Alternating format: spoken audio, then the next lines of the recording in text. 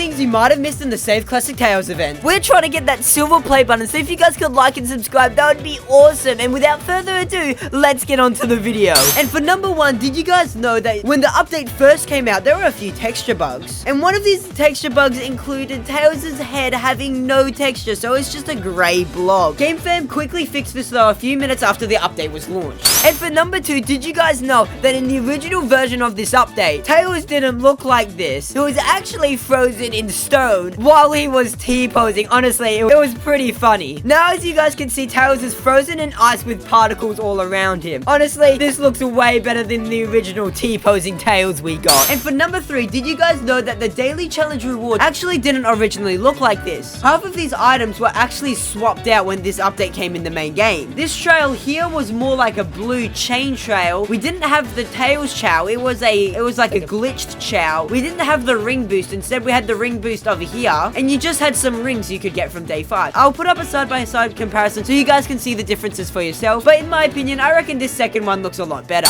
And for number 4, again, in the first version of this update, these crystals floating around the Save Classic Tales event weren't actually in the game. GameFam added this last minute to add a little bit more decoration to the Classic Tales event area, which looks super cool. And for number 5, once you complete the event, lots of the items in the event area actually disappear. As you guys can see, there is no portal above here, and there is no pedestal where Tails was once trapped. The only thing left here is the time stones and Tails and Sonic just vibing out. As you guys can see, I haven't completed the event yet, and the mysterious portal and Tails' pedestal is still here. So once you complete the event, you actually lose some of the map. And for number 6, did you guys know that Green Hills is the only place where you can collect all these crystal chunks? So say if I go to World 3, and I go over to World 4, as you guys can see, there's not a crystal chunk inside. There's only these small little crystals, not the big chunks you can spin dash on. The reason for this is actually because when you go over to talk to Tails, you guys can see why hasn't Green Hill been restored? So that means only Green Hill is being affected by Eggman's bad use of the time crystals. So that's probably why you can only get these crystal chunks inside of Green Hills, also making Green Hills the ideal area to grind for this event.